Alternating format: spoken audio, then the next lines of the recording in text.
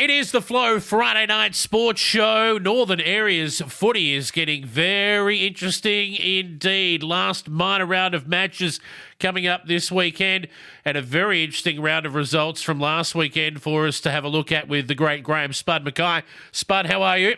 Very good, thanks, Jace. Excellent. It was an interesting round of matches last weekend, and we should start with, I think everything went basically according to plan, but let's start with your boys at the top there. BMW were too good for Jamestown Peterborough again. Jamestown Peterborough 4-5-29, BMW 21-14-140. So comprehensively too good BMW, and they're in the four as we speak. Yeah, very good percentage builder for them, and as we expected, that would be hard for Jamestown Peterborough. But look, all I can say is Chris Stacey has to be pretty happy with the way that Jamestown Peterborough has stuck at it throughout the year. They are a couple of players short. If they can pick up those quality players in the off-season and keep the young ones who have done a really good job for them, I'm sure they'll be much better next year. But BMW, they were just too good, and we'll be looking forward to repeating that again on tomorrow. No doubt we've seen signs of improvement this year from Jamestown Peterborough. I mean, at half-time, they were 7 goals down. It got away from them a little bit in the second half, but starting to kick a little bit more of a score and get more of the footy, and that's the most important thing, I think, at this point for them. Oh, it definitely is, and we've spoken about it before. They sort of lack a key forward. If they could get a key forward, that would be one of their objectives next year, is to get a key forward and probably another quality on-baller, and that would, I think, supplement their junior players pretty well. Yep. BMW, they had a few forwards going okay on the weekend. Coburn booted 5, McCullum booted 4. Best for them was Alex Kanga, Christopherson, our man, B. Taylor, and the other Kanga as well. For Jamestown Peterborough, Mead booted 2. And he was in the best, along with White, Hall, Jackson and Vomard, who are regulars in Jamestown Peterborough's best players week in, week out. Yeah, it certainly is, and that's the pleasing part for them.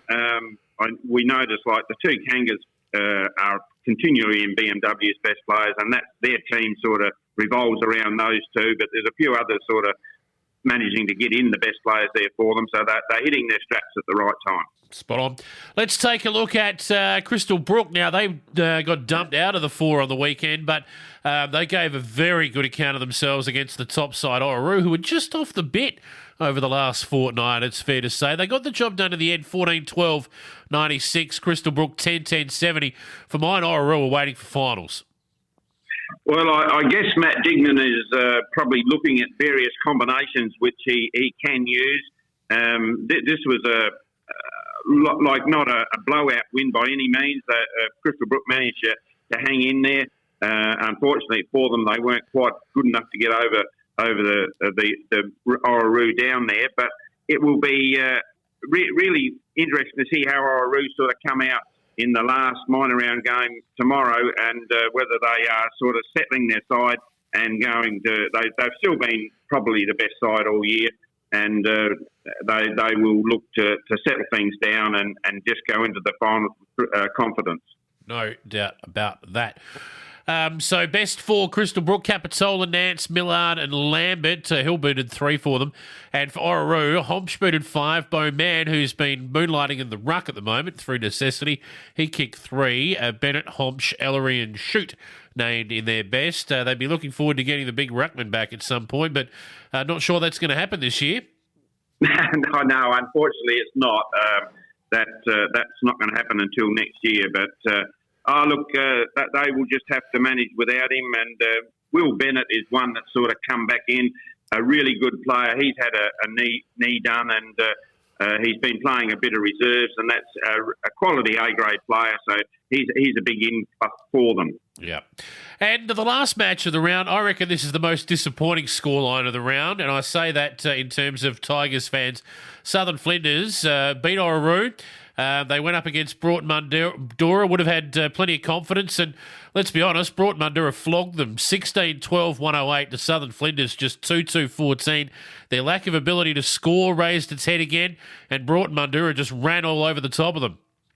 Yeah, we sort of expected that it would be a tight game with Broughton Mandurah perhaps winning it, but Southern Flinders really didn't give anything.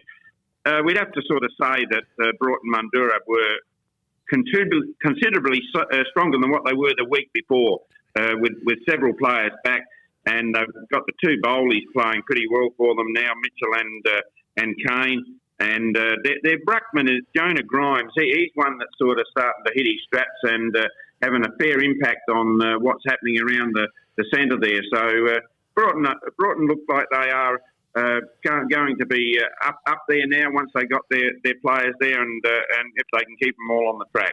Dylan Hewitt booting 7 up forward for them as a bonus. The two Hewitt boys combined for 9, if you don't mind, and they were named the best as a result. So interestingly enough, though, for Southern Flinders, Clarning Smith, Pearce and Zeke Kay named their best, but just nothing up forward. And that's got to be a concern ahead of the finals. They need to start kicking a score. If you want to play well and win finals in the drier, warmer conditions, you have to kick a score. Yeah, that's certainly right, and we've spoken about that during the season, but they managed to do it against Orroroo, so maybe this was just a bit of a blip, but let's hope that they're able to get back and assert their best form in the last minor round game. Well, let's talk about that last minor round game, and there is all kinds of connotations up for grabs according to the ladder. Someone out of Southern Flinders, Crystal Brook and BMW is going to miss out, and we might start with BMW. They have their destiny in their own hands, but they take on the top side Orroroo at Orroroo. That's a big ask. Yeah, look, I mean, BMW will give a good account of themselves, and we've already spoken about the two Kangas.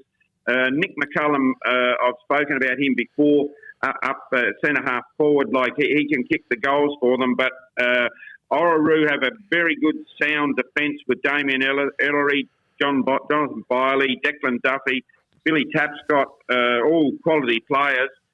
John Nicholas, who played his 200th game last week, he's won 2 male medals, one in 2007 and 2012. So, and he's playing pretty well this year. So he will be one that they would look forward to getting the ball up to Nick Homps, and Patrick McCarthy at centre half forward is pretty strong there when he does a bit of the forward work, rucking too. So I think Orroroo may just have a bit too much class for BMW. And as I've said before, Matt Dignan probably would want his players to go into the final series with a fair bit of confidence, and that won't include losing to BMW. No, you wouldn't think so. And Orroroo, if they win, they'll secure the minor premiership. Lose, and it'll come back to what Broughton Mandurah could do against Jamestown Peterborough, and I would suggest that they'll do more than enough. So Broughton Mandurah can still win the minor premiership. Yes, they can. And last week was a bit of a change around where Dylan Hewitt, who sometimes plays centre-half forward, and I reckon he'd been playing in the back line a little bit, but he went forward and kicked 7 that's from centre-half forward, and his cousin William Hewitt, he's been good at full forward all year for them. I think that obviously they'll be too good for Jamestown Peterborough, and it'll be a matter of how much percentage they can sort of get out of that, and depend on whether, if Orroroo loses, well, of course, then the percentage may get them the top spot. Yep. Won't make much difference to them. I wouldn't have thought they'll finish top 2 regardless and be playing Orroroo in that first week. So it'll be just a finals tune-up for them at Port Broughton, you would think, Spud?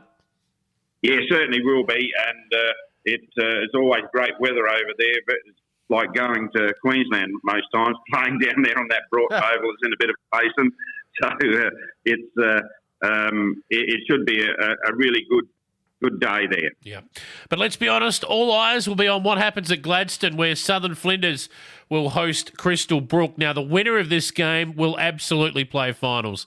Whether the loser of this game plays finals depends a little bit on BMW's results. So, look, the reality here, Crystal Brook lose, they're out probably, depending on percentage and whatnot.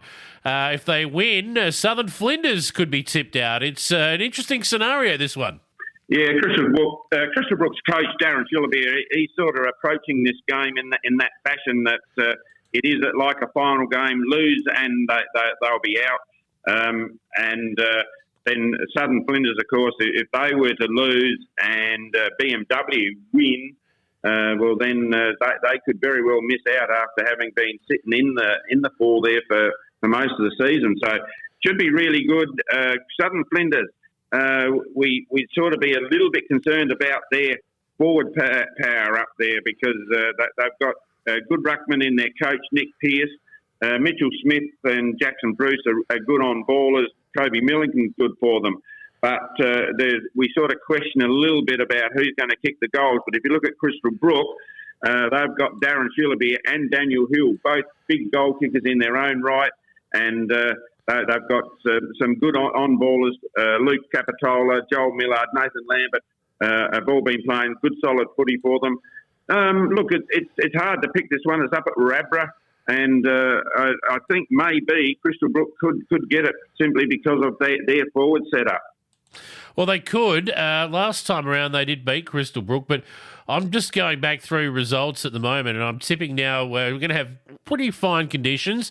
Crystal Brook are in a reasonable vein of form, and Southern Flinders have not kicked 10 goals in a game in a very long time. I mean, at the moment I'm clicking through, I'm back to round 6, where they last kicked 17 goals, 19 against, you guessed it, Jamestown Peterborough. So they just do not kick a big enough score often enough. The last time they played Crystal Brook, they kicked 9 goals, 22. So you could make a case that they had plenty of the ball down forward that day. But you've still got to put it through the big stick, Spud. And if they don't do that against Crystal Brook, they won't win. No, that's definitely right. So, I think that's the big question mark here is can they find somebody up forward that will do the job for them? And if they do, well, then they're a big chance. But if they sort of fail to do that, well, I reckon Crystal Brook will get over the line.